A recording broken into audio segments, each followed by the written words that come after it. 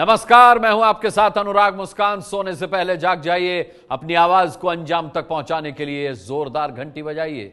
8422840000 ये नंबर अब तक आपको याद हो गया होगा। इस नंबर पर जैसे ही आप मिस्ड कॉल देते हैं, आपको फौरन एक मैसेज आता है आपके मोबाइल पर, और मैसेज में होता है एक लिंक को जैसे ही आप क्लिक करते हैं, आपको सुविधा मिलती है कि आप अपना मोबाइल सामने रखकर अपना वीडियो मैसेज रिकॉर्ड करके हमें भेजें। अपना वीडियो मैसेज हमें भेजना मत भूलिएगा। हम रोज के कार्यक्रम में आपकी राय दिखाते हैं। अब आज के मुद्दे की बात करते हैं। आज का मुद्दा है संसद में ज्यादा सैलरी के लिए लड़ते सांसद और अपनी खेती के लिए मरता किसान। आज संसद में किसान मुद्दे पर बहस होनी थी, पर हुआ क्या? हुआ हंगामा। नहीं, बहस बिल्कुल नहीं हुई। लेकिन राज्यसभा में जब सांसदों की सैलरी बढ़ाने का मुद्दा उठा तो सब सांसद एक हो गए। बड़ी शांति रही, किसी ने चूं तक नहीं की। तमिलनाडु में ऐतिहासिक सूखा पड़ा हुआ है। वहां का किसान दिल्ली के जंतर मंतर पर आकर धरना दे रहा है, भूखों मर रहा है, पर विधायकों ने वहां 100% सैलरी बढ़वा ली। ऐसे हालात देखकर ही हम लगातार मांग कर रहे हैं कि शहरी मध्य वर्ग को महंगाई से बचाने वाले किसान के लिए खेती का एक आधारभूत ढांचा तैयार किया जाए। आम बजट की तर्ज पर अलग कृषि बजट लाया जाए। अब हमारी ये रिपोर्ट देखिए। अगर आप सहमत हों तो जोरदार घंटी बजाइएगा, ताकि कल संसद में उसकी गूंज सुनाई दे। क्योंकि आप जानते हैं, आप घंटी बजाते हैं तो उसका बहुत बड़ा असर होता है।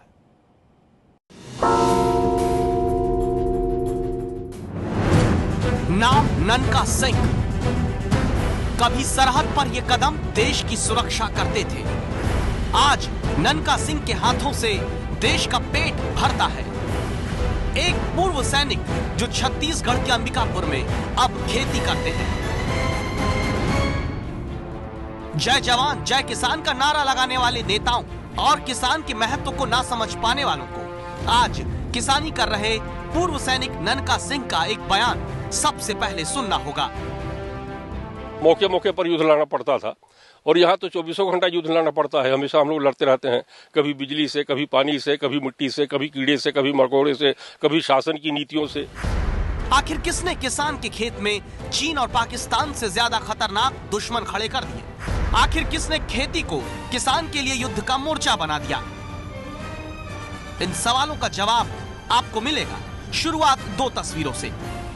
एक तरफ देश की संसद है, जहां मॉनसून सत्र की शुरुआत में किसानों के नाम पर सिर्फ हंगामा है। दूसरी तरफ देश को महंगाई से बचाने वाला किसान अपने हक के लिए प्रदर्शन कर रहा है। एक तरफ देश की संसद में अपनी ही सैलरी बढ़ाने के लिए चिंतित होकर एक सुर में अपने लिए आवाज उठाते सांसद हैं। दूसरी तरफ संसद, सरकार और पूरे सिस्टम से मदद मिलने का इंतजार करता देश का अन्नदाता खड़ा है। लेकिन सांसदों को किसानों की नहीं चिंता है तो अपनी सैलरी की। ऐसा लगता जैसे हम बेघर हो गए।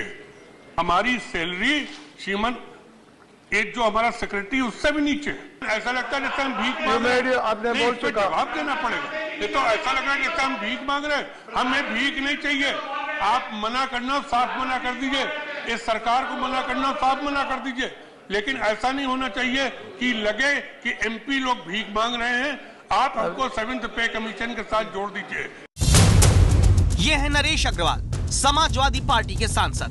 उस समाजवाद के सिपाही जो कहता है संसाधनों पर सबका बराबर हक हो। लेकिन देश के किसान किस हाल में, इसकी चिंता छोड़ अपनी सैलरी के लिए समाजवादी सांसद संसद में धमकी देते हैं। मैं डिप्टी चेयरमैन साहब, मैं ये इस पर मैं सदन की वेल में बैठ गया। मैं मंत्री को रोका नहीं। अगर नहीं, सरकार ने नहीं जवाब दिया। मैं मंत्री को रोका नहीं। ऐसा नहीं लग रहा हम भीख मांग रहे हैं। हम बेघर नहीं है। 4 करोड़ 55 लाख की संपत्ति वाले समाजवादी पार्टी के सांसद नरेश अग्रवाल को चिंता इस बात की नहीं है कि क्यों देश का किसान सिर्फ उनके महीने भर के फोन बिल से भी कम पैसे पाता है। और ऐसा सोचने वाले नरेश अग्रवाल अकेले सांसद नहीं हैं। जो नरेश अग्रवाल जी ने विषय उठाया है वो सारे सांसदों से संबंधित है। लेकिन उपसभापति महोदय, संसद नियमों पर चलती है। दुनिया भर में कहीं भी सांसदों को इतना अपमानित, प्रताड़ित और बदनाम नहीं किया जाता जितना हिंदुस्तान हो गया। क्योंकि कहते हैं साहब ये खुद अपनी तनख्वाह बढ़ा लेते हैं। आप कोई दूसरा मैकेनिज्म, दूसरा प्रावधान कर दें कि पे कमीशन में जो तय होगा, जो दुनिया के दूसरे प्रजातंत्र के अंदर है, जो सीनियर मोस्ट सिविल सर्वेंट है, उससे चाहे आप 1 रुपया ऊपर दें, जो आपका वारंट ऑफ प्रेसिडेंस कहता है, जो दुनिया के दूसरे प्रजातंत्र करते हैं, वो करिए। कभी ज्यादा बारिश के बम से तो कभी कम बारिश के हथगोलों से, कहीं कर्ज की अंधाधुंध फायरिंग के आगे तो कहीं फसल की सही कीमत न मिल पाने के तोप से अपने खेत में ही लड़ता किसान आज भी सरकार के आगे हाथ फैलाए खड़ा है। लेकिन माननीयों को चिंता है तो सिर्फ अपनी। दो और तस्वीर देखिए। दिल्ली में प्रदर्शन करते तमिलनाडु के इन किसानों को शायद आप भूले नहीं होंगे। ये किसान कर्ज माफी की मांग लेकर फिर दिल्ली में अब प्रदर्शन कर रहे थे। तभी खबर आई कि तमिलनाडु विधानसभा में विधायकों ने किसानों को भूलकर मिलजुल कर अपनी सैलरी दोगुनी करने वाला बिल पास कर लिया।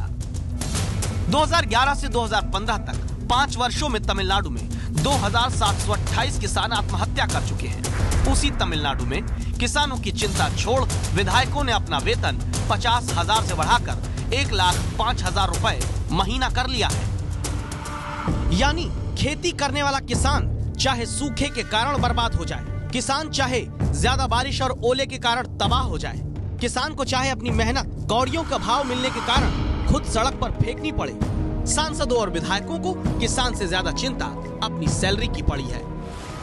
इसीलिए आज हमें कहना पड़ रहा है, किसान के खेत में चीन और पाकिस्तान, संसद सैलरी में परेशान। खेती को युद्ध का मोर्चा बनाने वाली नीतियों की घंटी बजाओ।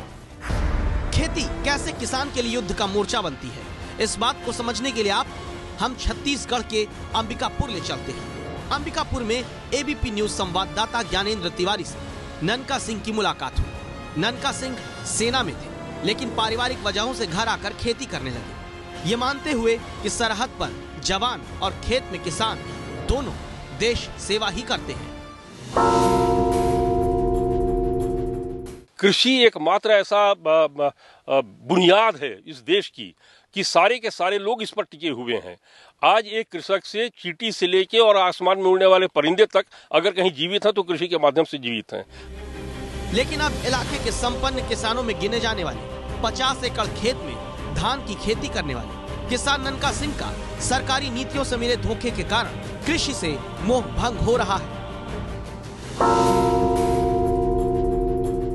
मजबूरी में कर रहे हैं, मोह तो भंग हो गया है। अच्छा, ऐसा क्यों हुआ है? इसलिए हुआ है क्योंकि हमको उचित कीमत नहीं मिलती है। आखिर क्यों धान का कटोरा कहे जाने वाले छत्तीसगढ़ में किसान धान की खेती करने से भाग रहा है, इसकी वजह हम बताते हैं। छत्तीसगढ़ में बीजेपी ने 2013 में सरकार बनने से पहले वादा किया था कि धान का समर्थन मूल्य प्रति क्विंटल 2,100 रुपए होगा। बीजेपी ने अपने घोषणा पत्र में यह भी कहा था कि 300 रुपए प्रति क्विंटल का बोनस भी धान पर किसानों को मिलेगा। लेकिन सरकार बनने के 3 साल बाद बीजेपी ने छत्तीसगढ़ में धान के किसानों से अपना वादा पूरा नहीं किया। ऐसी ही सरकारी धोखे वाली नीतियां खेती को किसान के लिए युद्ध का मोर्चा बनाती हैं। लेकिन किसानों से ये धोखा क्यों, ये समझने के लिए एबीपी न्यूज संवाददाता सीधे छत्तीसगढ़ के कृषि मंत्री बृजमोहन अग्रवाल के पास पहुंचे। भारतीय जनता पार्टी अपने घोषणा पत्र में लिखी थी कि 2100 रुपए समर्थन मूल्य दिया जाएगा, 300 रुपए। चौथा साल चल रहा है। ये तो बड़ा धोखा है किसानों के साथ कि सरकार वादा करती है और वो वादा भी पूरा नहीं कर पा रही है। देखिए, हमने ये कहा था कि हम केंद्र सरकार से प्रयास करेंगे कि किसानों को 2100 रुपए मिले, परंतु केंद्र सरकार की जो पॉलिसी पूरे देश में एक रेट तय करने की है, हमारी तरफ से आज भी हम मेमोरेंडम लगातार जब भी कीमत तय होने का मामला आता है कि छत्तीसगढ़ के किसानों को 2100 रुपए दिया जाना चाहिए, तो छत्तीसगढ़ सरकार और भारतीय जनता पार्टी दोनों की कोशिश है कि ये दिया जाना चाहिए।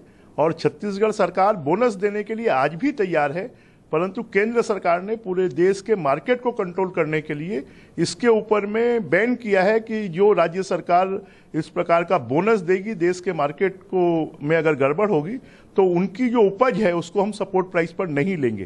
तो आज के समय पर हमारी ये चिंता है कि हमारे किसानों का हित सुरक्षित रहना चाहिए। यानी जिस किसान ने सरकारी वायदे पर भरोसा करके मेहनत की और धान उगाया, उसे वादे के मुताबिक सरकार समर्थन मूल्य ही नहीं देती और फिर नीतियों की धोखाधड़ी का शिकार हुआ किसान परेशान होता है और उसे लड़ना पड़ता है। और यहाँ तो 24 घंटा युद्ध लड़ना पड़ता है। हमेशा हम लोग लड़ते रहते हैं, कभी बिजली से, कभी पानी से, कभी मिट्टी से, कभी कीड़े से, कभी मकोड़े से, कभी शासन की नीतियों से। अच्छा, इसी के साथ आपको यहाँ एक बात जानना और जरूरी है कि 1954 से अब तक 35 बार सांसदों का सैलरी रिव्यू किया जा चुका है। सांसदों को हर महीने करीब 1,40,000 रुपए भत्ता समेत मिलते हैं। लेकिन किसान की सैलरी क्या है साहब? इसकी चिंता की लकीरें सांसदों के माथे पर कभी नहीं उभरती। आप इस बात की गंभीरता को जरा समझिए। अगर किसान खेती नहीं करेगा तो हम और आप खाएंगे क्या? सोचिए, टमाटर किसान फेंकता है तो इस वक्त आप 100 रुपए किलो तक टमाटर खरीद रहे हैं। खेती कम हुई तो महंगाई कहां पहुंच जाएगी? लेकिन महंगाई से देश को बचाने वाला किसान कैसे खेती के मोर्चे पर हार रहा है, इस बात को और विस्तार से और सरलता से समझने के लिए हमारी रिपोर्ट का अगला हिस्सा देखिए।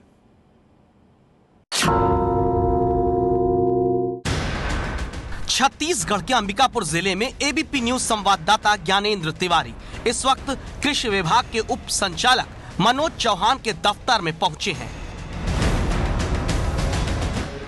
इस जिले के कृषि विभाग के दफ्तर में 296 पद हैं, जिनमें से अभी 246 पदों पर ही लोग भर्ती हैं।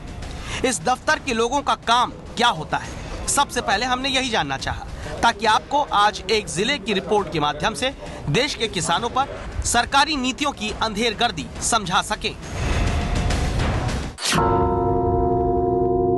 पूरा काम जो कृषि विभाग की जो योजनाएं हैं, राज्य शासन की, केंद्र शासन की जो योजनाएं हैं, उसका प्रचार प्रसार करना, किसानों को उसका लाभ पहुंचाना, ये इनका मुख्य कार्य है।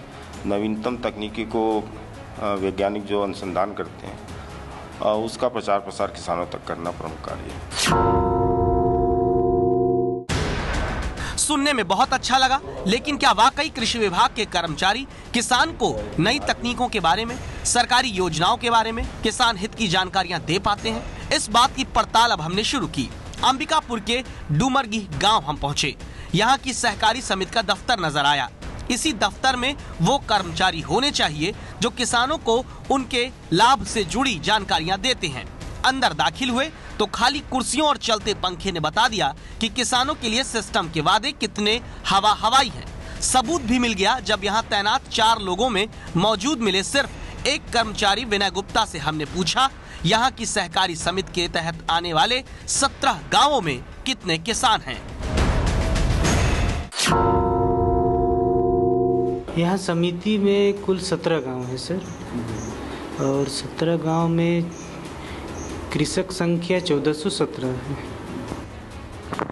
कुल कितने किसान हैं? जैसे 17 गांव है ना, तो ये तो 1417 जो आपने बताया, ये किसान वो हैं जो यहाँ पंजीकृत हैं, जिनको सरकारी लाभ मिल रहा है। कुल कितने किसान हैं 17 गांव में?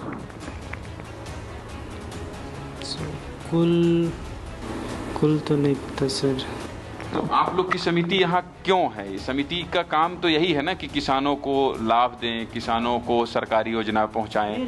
तो 17 गांव में कुल कितने किसान हैं आपको यही नहीं पता, तो कैसे लाभ मिलेगा उनको? सर वो तो समिति प्रबंधक को पता रहेगा सर।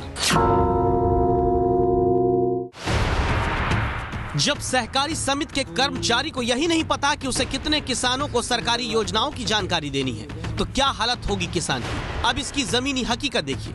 डुमरडी गांव में हमें अपनी मिर्च की फसल को कीड़ों से बचाने के लिए दवा का छिड़काव करते किसान चुन्नी लाल मिले।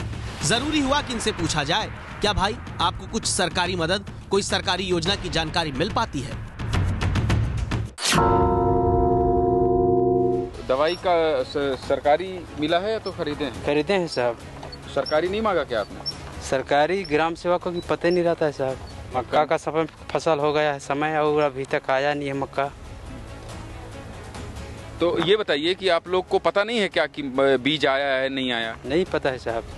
तो यहाँ के जो ग्रामीण कृषि विस्तार अधिकारी हैं, उनका काम है ये बताना आप लोग को, या तो फिर ये गांव में लोगों को सूचना देना कि ये बीज आ गया, ये तो समय है। तो ऐसा अधिकारी कर्मचारी आते हैं, आप लोग जाते हो, मिलते हैं कि नहीं मिलते? नहीं मिलते हैं साहब, ऑफिस में भी नहीं मिलते हैं, इधर कभी कभार गाँव में आते हैं। जमीन पर सरकार की नीति और नियत दोनों का सच सामने आ चुका था। इसलिए हमारे संवाददाता अब दोबारा कृषि विभाग के उप संचालक के पास पहुंचे। पूछा किसानों की मदद के दावे तो खोखले हैं, अफसर ने सच्चाई मान ली। हमने कई गांव में इन्वेस्टिगेशन किया है। जिस तरह से आप बता रहे हैं कि सरकारी योजनाओं का प्रचार प्रसार करना, किसानों को बताना, लेकिन ऐसे कई किसान हैं जिनको सरकार की योजनाओं की जानकारी ही नहीं है। मैं मानता हूं कि पूरी इसमें पूर्ति नहीं हुई होगी, परंतु जहां भी ये बात आती है उसको हम प्रयास करते हैं। यानी सरकारी सिस्टम जो योजना किसानों के नाम पर बनाता है उसे किसान तक पहुंचाने में ही हाफ जाता है। लेकिन फिर भी देश की संसद में किसानों की चिंता पीछे है और अपनी सैलरी की चिंता आगे। ऐसा लगता जैसे हम बेघर हो गए। हमारी सैलरी श्रीमंत एक जो हमारा सेक्रेटरी उससे भी नीचे। ऐसा लगता है जैसे हम भीख मांग रहे हैं। आपने बोल चुका, जवाब देना पड़ेगा। ये तो ऐसा लग रहा है जैसे हम भीख मांग रहे हैं। हमें भीख नहीं चाहिए। आप मना करना, साफ मना कर दीजिए। इस सरकार को मना करना, साफ मना कर दीजिए। लेकिन ऐसा नहीं होना चाहिए कि लगे कि एमपी लोग भीख मांग रहे हैं। आप हमको 7th पे कमीशन के साथ जोड़ दीजिए। इसे किसानों के जख्म पर नमक छिड़कना ही कहेंगे, क्योंकि जहां लोकसभा के 80% किसान करोड़पति हैं, वहीं देश के 4 करोड़ 34 लाख किसान परिवार कर्ज के बोझ से दबे हैं। लोकसभा में जहां सांसदों की औसत संपत्ति 14 करोड़ 70 लाख है, वहीं देश के 17 राज्यों में किसानों की औसत आय 2000 रुपए प्रति महीने से भी कम है। लेकिन फिर भी सांसदों को और सैलरी चाहिए। 1999 के करगिल युद्ध के बाद सरहद पर कोई युद्ध नहीं हुआ, लेकिन खेती को सिस्टम की नीतियों ने ऐसे युद्ध के मैदान में बदल दिया है जहां किसान लड़ रहा है देश के लिए, देश की जनता के पेट के लिए।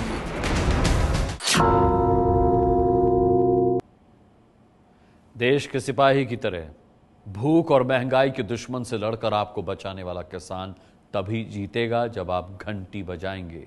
हम लगातार मांग कर रहे हैं कि शहरी मध्यम वर्ग को महंगाई से बचाने वाले किसान के लिए खेती का आधारभूत ढांचा बने। आम बजट की तर्ज पर अलग से कृषि बजट लाया जाए। आप इस राय से सहमत हैं तो 8422840000 पर एक मिस कॉल देकर आवाज उठाइए, घंटी बजाइए।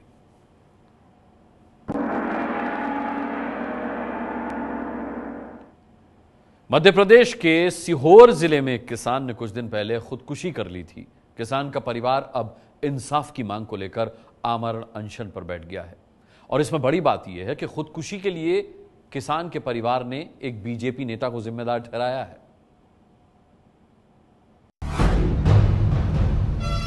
मध्य प्रदेश के मुख्यमंत्री शिवराज सिंह के विधानसभा क्षेत्र बुधनी में बारिश के बीच आमरण अनशन पर बैठे ये हैं भगवती प्रसाद मीणा। भगवती अपने किसान भाई शत्रुघ्न मीणा के लिए इंसाफ मांग रहे हैं, जिन्होंने 22 जून को जहर खाकर खुदकुशी कर ली थी। भगवती और उनके परिजनों का आरोप है कि शत्रुघ्न ने कर्ज ना चुका पाने के तनाव में जान दी। भगवती अपने भाई की मौत के लिए बुधनी के बीजेपी नेता अर्जुन मालवीय को जिम्मेदार ठहराते हैं। भगवती का दावा है कि उनके भाई शत्रुघ्न ने अर्जुन मालवीय से कर्ज लिया था, पर मालवीय ने सूद जोड़कर कर्ज की रकम बढ़ा दी।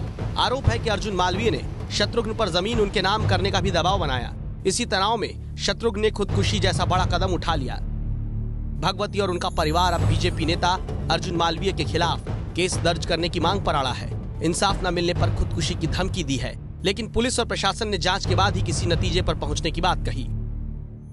पहली मांग तो यही है, अर्जुन मालवीय के खिलाफ में कार्रवाई होना चाहिए। जो हमारे भाई ने जो बोल गया उसकी मौत का जिम्मेदारी अर्जुन मालवीय की। वैसे तो मुख्यमंत्री जी को ये चाहिए थी कि मेरा गृह क्षेत्र है, कि मेरे आदमी दुखी है, मैं इन पर मरम, हमें कुछ धन थोड़ी चाहिए था, हमें तो न्याय चाहिए था।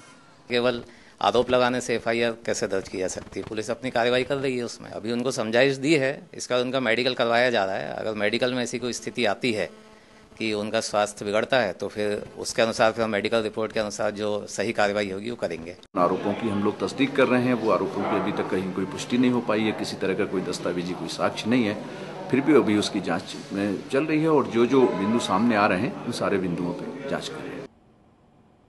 तो देखा आपने, जो नेता किसानों की सुध भूल करके अपनी सैलरी की सुध में लगे हुए हैं, उन्हीं पर यह आरोप है। किसान की जो बदतर स्थिति है उसके लिए वही जिम्मेदार है। चलिए आगे बढ़ते हैं।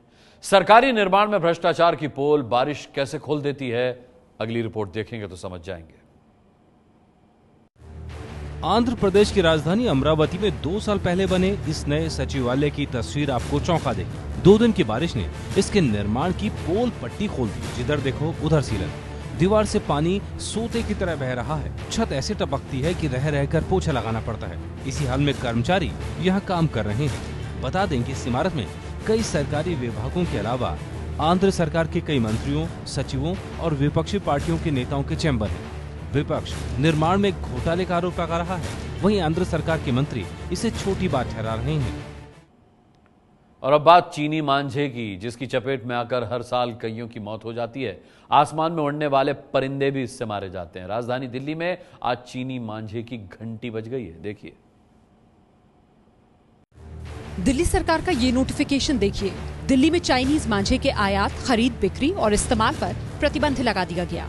दिल्ली में पतंग उड़ाने के लिए सिंथेटिक और शीशे के इस्तेमाल वाले मांझों पर भी पाबंदी रहेगी। ऐसे मामलों की शिकायत आप पुलिस कंट्रोल रूम नंबर 100 के अलावा पुलिस कमिश्नर और नगर निगम के ऑफिस में भी कर सकते हैं। नियम तोड़ने वाले को 1 लाख रुपए तक का जुर्माना और 5 साल तक की जेल हो सकती है।